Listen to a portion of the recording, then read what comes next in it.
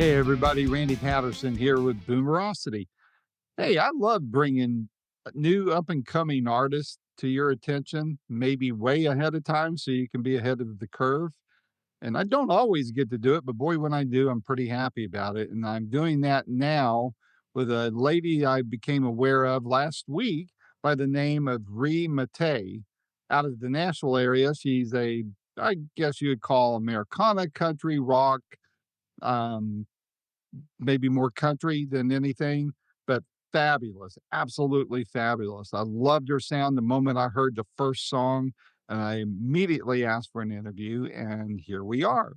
I think you guys would love her sound and her style and the spirit that she is coming from. So give it a listen, share it with your friends.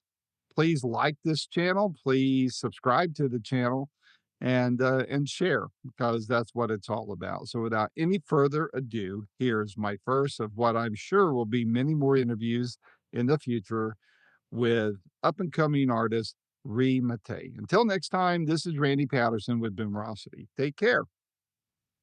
Hello, Ree. Hey Randy, how you doing? Great. Now I'm pronouncing your name right, correctly? Perfect. And that's Mattei, right? Exactly, yes. Italian. All right. Italian singing, what? Americana, country rock? How would you pigeonhole yourself there? Kinda, yeah, combination of both depending on the song. I see. Where are you calling in from? Columbia, Tennessee. I know right where it is. Yeah, I'm in the Smoky Mountains. Oh, beautiful. It's beautiful Yeah, there. I love it. It's kinda chilly here today. I imagine it's the same there too, so, Yeah. well, hey, thank you for taking the time. When Bev sent me the one page and the links and all that, and I gave it a quick listen, and then I went back and listened to it some more. After the quick listen, I shot her a note that said, "Gotta talk to her if you're doing interviews." So here we are. So Thank thank you. you for Thanks for taking the listening. time. Love the album. It's the first I've heard of you, so maybe tell me and the viewers that will see this in a couple weeks, tell them who you are and a little bit about your background. My name is Mattei, and I'm originally from Trenton, New Jersey. Mm, And I started writing songs when I was 9, picked mhm, up the guitar when I was 12 because I wanted to be able to back up myself. mhm, And then I decided to go on and do music and wanted to be educated. So I interviewed for Berklee College of Music and got in there as a guitar performance major. And so I mm, graduated from Berklee College of Music. And 2 weeks before graduation, I got this note in my mailbox. They were looking for a lead guitar player that could also sing to go on the road. It was an all female band mm, called the Uptown Girls. So I oh, went on the road with them for 3 years, traveled up and down the East Coast, overseas, played for troops, Japan, the Philippines, Singapore.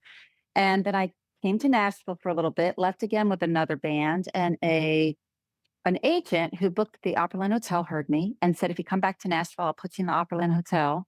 mm. So I learned a bunch of songs, cover songs, and country songs, and moved to Nashville. And I played there. He kept his promise. I was there for almost a year and played a lot of other places around town. And then in 2014, I was on Checo Records and put out my first single, Country Love, which went number one on the indie charts. And then I just started putting out songs since then on the Music Row Breakout charts and just releasing music. Very cool, very cool. Where's your favorite place to play in Nashville? People ask me that a lot. There's a lot of places, but I really think that the Bluebird was probably my favorite experience. I got to play there a couple times because the people really listen there. Yeah. Not that they don't listen other places, but it's one of those places where you can hear a needle drop when you're telling your story about your song and singing your song. People really appreciate the lyrics. I don't think people realize just how, let's call it intimate the place really is. I mean, yeah, very close.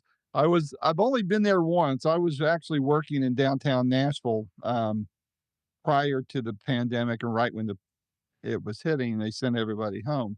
But my good friend, Ray Van Hoy, country writer and wrote a bunch of songs there. He was part of a songwriters circle there, um, and so he invited me along to go watch that. It's the only one there that I've seen, and gosh, what a fun place! It's just Mhm. It's great, it's great. So, I wish I coulda caught your show there. So what's the story on this new album? I absolutely love it, love your sound. Tell me about it. How long did it take you to put it together?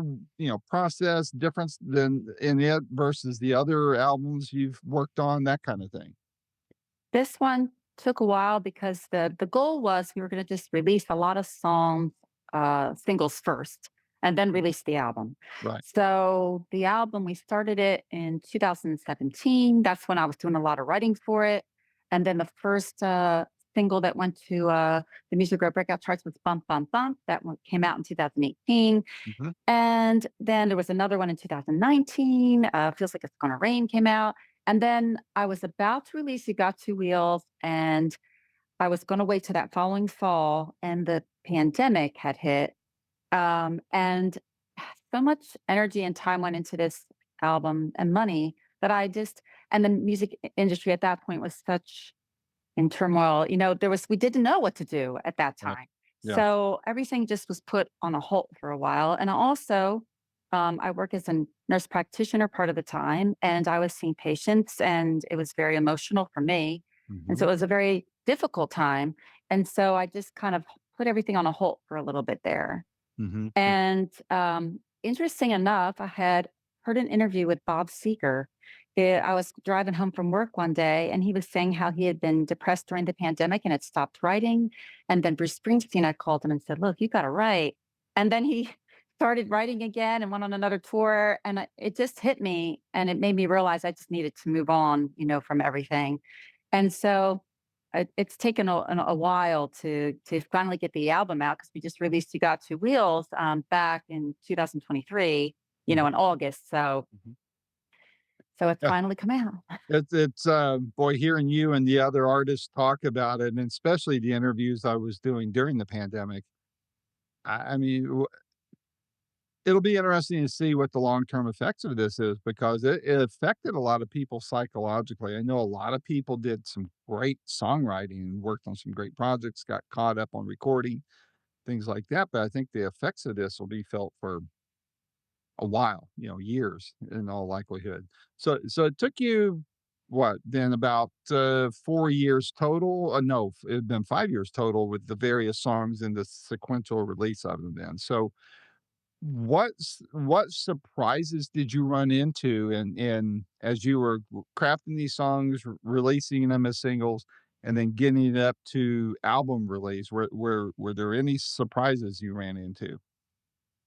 I think that in the recording, especially, because you hear songs in your head a certain way, I Mhm, always feel like they're like babies and they grow up and then you see what they finally look like. mhm. And so in the studio, uh, in my head, I had heard a fiddle on Save It for Someone Who Cares. And these musicians that are studio musicians I work with all the time, well, I'd never had a fiddle on the song.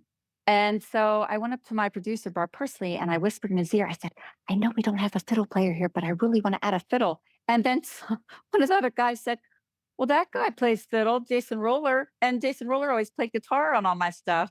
And so he goes, "That's my number one instrument." And he pulls out a fiddle. And the next thing you know, he puts that beautiful fiddle line on that song. So that was like one of the surprises. And it just made the song to me because I just felt like it needed that fiddle in there.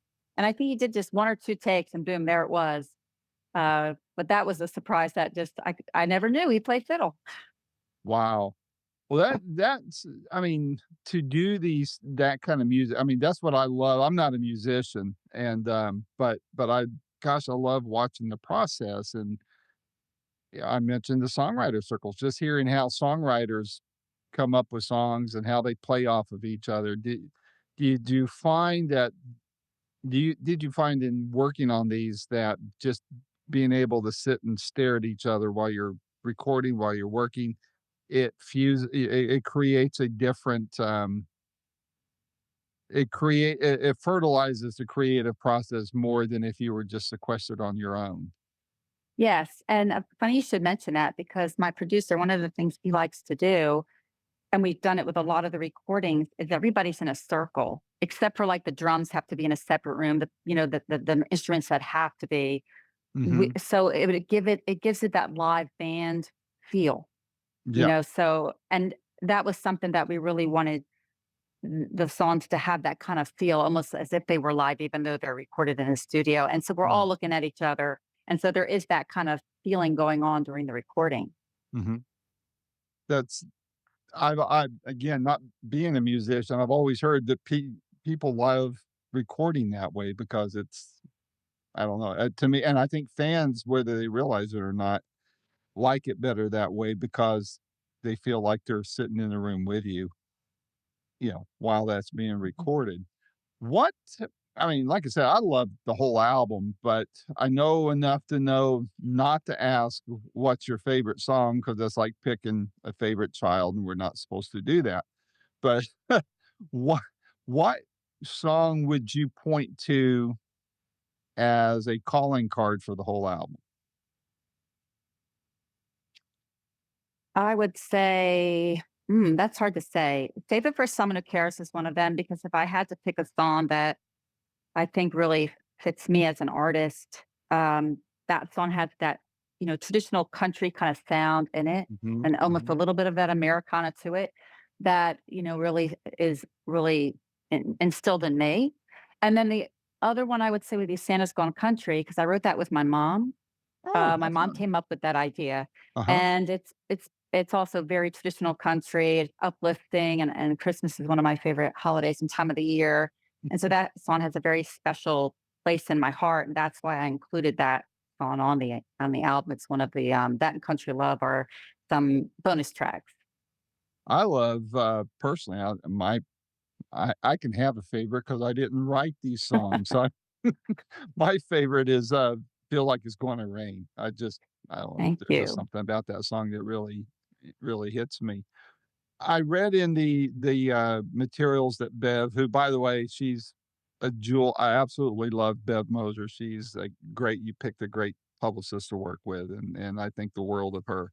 But when she sent me the materials, before this interview, I saw in there that you're a woman of faith, and how much of an impact has your faith had on not just this album, the songs you've written, but on your career, your musical career in general, and how you where you play, all that kind of stuff. That what is that?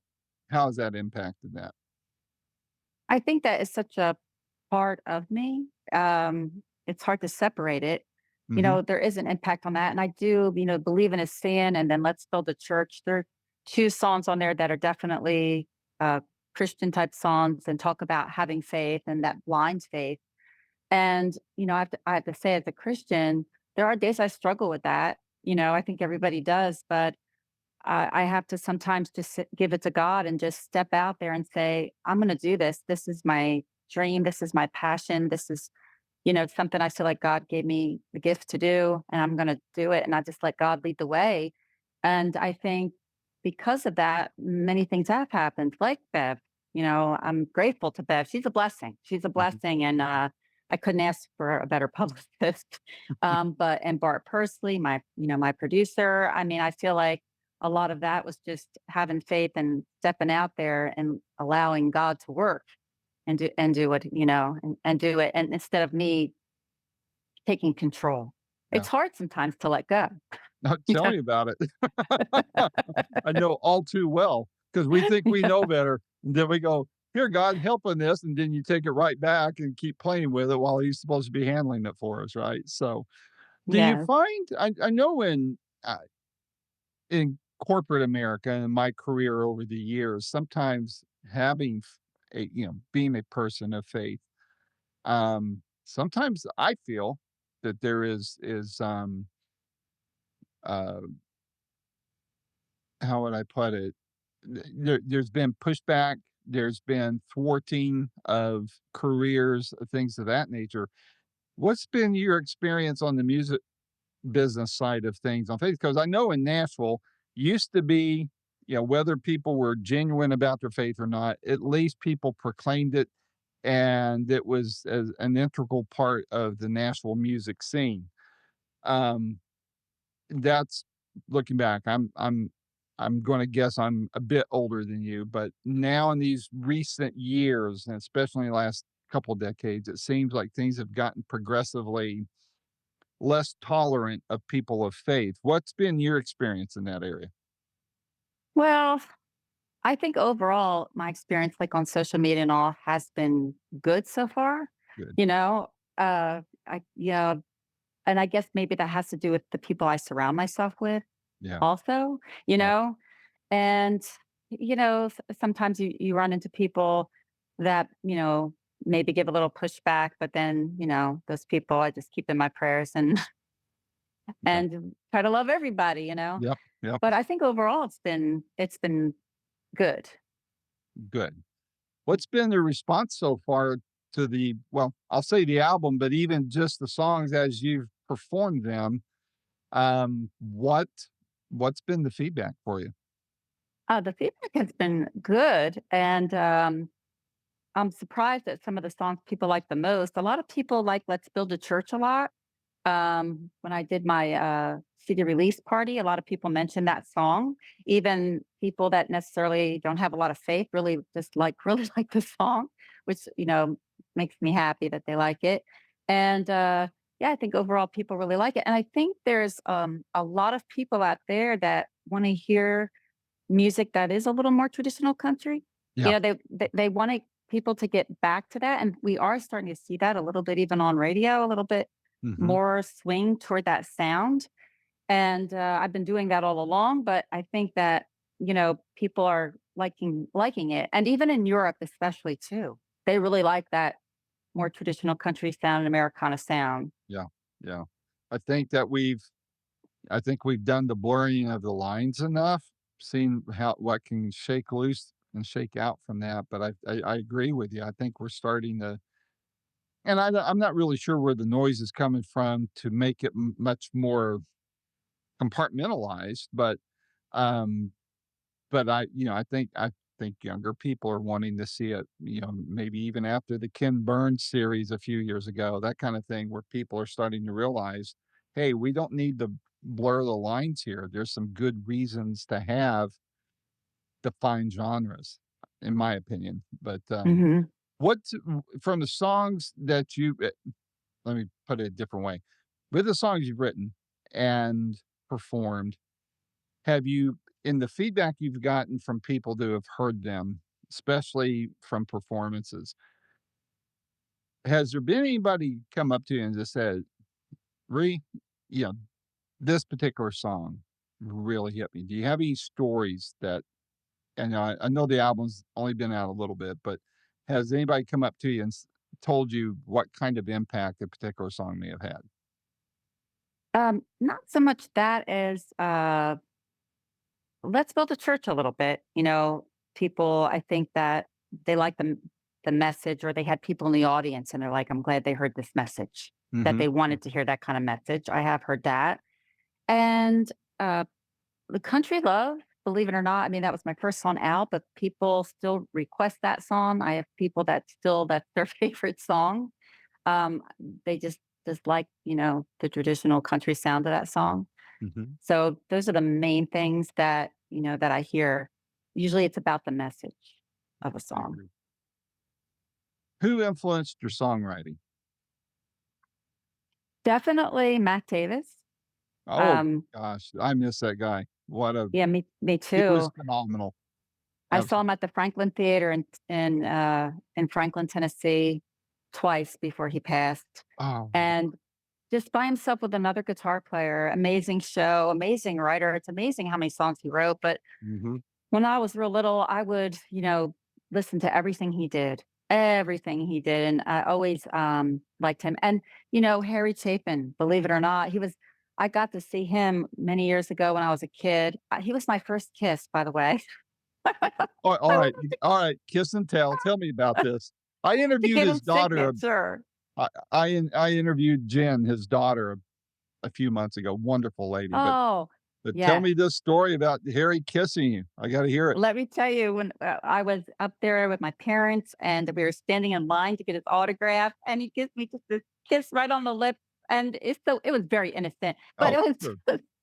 so like, "Oh my god, Harry Chapin, he kissed me," like, and the thing about Harry Chapin, I've seen him with his brother and the full band, with the Mhm. cello and everything, and I've seen him by himself where he would be basically babysitting his son would be up on stage dancing around while he was singing and doing a whole show, and both ways are just great performances and great shows. I mean, his songwriting was so descriptive, it was like you could smell the smells and picture what the person would look like, you know? Mhm. Mhm. What was your Definitely. favorite song by him? The Mr. Tanner. Oh, yeah, yeah, yeah. Yeah, it's a great I love the story, it's kinda sad, but, it's Did about you a see guy the he working documentary on voluntary. him? No, I don't think I've seen the It's documentary. very, very good. Very, very good. I encourage Mm, you to see. I watched it before interviewing Jen, that was gosh, I think about him and I agree with you, his songwriting was, deep. I mean, mhm, and how he could structure the lyrics of a song. And Mac Davis, oh my gosh, writing for Elvis, what a way to start your career, right. Can't beat that. Yeah. And he was when I started Boomerocity, Mac was on my short list of people I wanted to interview, and I never could get through to him. And then when I heard he Oh, died during the pandemic, I was heartbroken. I just absolutely loved that guy and his talent and all of that. So, who else yeah. influenced your songwriting? Um, I listened to a lot of Olivia Newton-John, and she didn't write, but John Farrar, who wrote a lot of her stuff, um, and some other people, I really liked, that songwriting too. I liked that a lot. And then I listened to a lot of Bob Dylan. Mm, I I remember being young and I said, "Dang, I'm gonna buy some Bob Dylan stuff. He's a great writer." And I would just listen to all his songs and what he wrote. He's a mhm. really good writer. Very, very good. Good good friend of mine, great guitarist is, Andy Timmons, and he worked for Olivia, but played guitar for her and was her music director for up until she started getting sick, Mhm. check his stuff out. His name is Andy Timmons, amazing guitar player, a rocker, but there's video of him and Olivia out there that's fun to watch. I encourage you to do that. What's on your agenda for the rest of the year? What do you got planned? I'm working on getting some tour dates. There's a place in Texas that wants me to play and working on some of that. So trying to get something in line for the summer. Mhm. Working on gonna be making a video for the new single.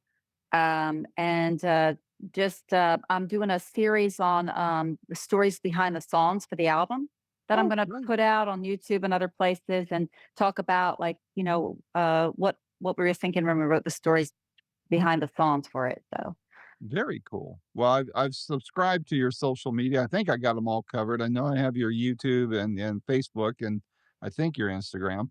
And I'm going to go back and double check and all that. So I'll keep an eye on that stuff, and I'll share it through my networks there. But again, I love your work. I love the style. I love the spirit behind it. And like I said, when I heard it, I shot Bev a note and said, I gotta talk to her. So my door's always going to be open to you, Ree, and I would love to continue to try to help support you any way I can through doing these things. So if you have something new coming out, you want to get the word out, let's set one of these up and we'll make it happen. thank you. I really appreciate that. My pleasure. So stay safe, and I'll look for some tour dates over near my way. And if that happens, I'll be sure to catch the show and bump elbows with you. Okay. Sounds great. All right. Take care. Be safe, and we'll talk to you down the road. Bye bye. Bye bye.